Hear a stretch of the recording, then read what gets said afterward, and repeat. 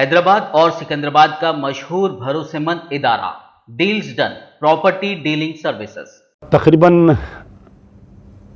तकरीबन रात के 3 बज रहे हैं और मुसलसल सिचुएशन को मॉनिटर कर रहा था।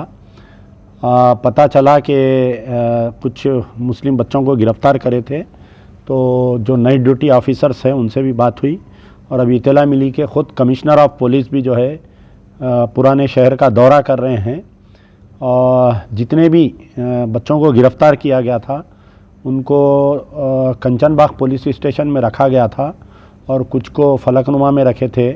ये तमाम बच्चों को छोड़ दिया गया है। अगर किसी के बच्चे वापस मकान पे नहीं आए हैं तो आप मुझे उनका नाम व्हाट्सअप करिए, बच्चों का और डोर एड्रेस और कहाँ से गिरफ़्तारी की गई थी। मेरा नंबर 9246529800 पर आप व्हाट्सअप करिए। अभी तक ये है कि इत्तला तमाम बच्चों को छोड़ दिया गया है, लेकिन जो जिनका मकान का दरवाज़ा तोड़ते हुए जो पुलिस वाले आए, मैं उनके पेरेंट्स से, उनके घर वालों से और उस बच्चे से मैं गुजारिश करूंगा कि आप जाके अपने कंसर्न पुलिस स्टेशन में फलकनुमा में एक रिटर्न कंप्लेंट दीजिए। वो घर जो टूटा हुआ है उसकी फ़ोटो लेकर आपके वालिद जाकर वहाँ पर एक कंप्लेंट दीजिए ताकि वो जो पुलिस वाले घर तोड़े उनके ख़िलाफ़ में एक्शन ले सके और जो पुलिस वाले अब्यूसिव लैंग्वेज जो माँ बहन के गालियाँ दे रहे थे उनके ख़िलाफ़ में हम एक्शन ले सके।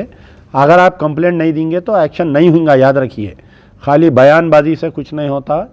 तो ये हमारा मुतालबा है कि कमिश्नर ऑफ पुलिस खुद राउंड पर है और अगर अभी तक तो 80 बच्चों को गिरफ़्तार करे थे, पूरों को छोड़ दिया कंचनबाग से, और मजीद अगर किसी को गिरफ़्तार किए हैं जिनके बच्चे अपने मकानों पर नहीं आए हैं तो उनका नाम, नंबर, मकान नंबर, बच्चे का नाम, आप लोगों का कोई कॉन्टैक्ट नंबर भी व्हाट्सअप करिए।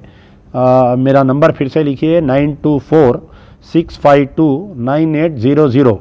आप व्हाट्सअप मैसेज करिए, बेहतर रहता है, क्योंकि इतने कॉल्स आ रहे हैं, मैं रिस्पॉन्ड नहीं कर सक रहा हूँ। एक मिनट में 50-50, 60-60 कॉल आ रही।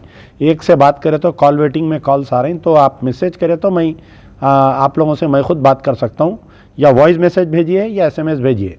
शुक्रिया। यार जिंदा सब। अगर आपने हमारे चैनल को अभी तक सब्सक्राइब नहीं किया है तो यहाँ पर रेड कलर का सब्सक्राइब बटन दिख रहा है, उसे क्लिक करें और हमारे चैनल को सब्सक्राइब कीजिए और साथ ही साथ बेल आइकन को भी क्लिक कीजिए, जिससे आपको ताज़ा अपडेट मिलती रहे।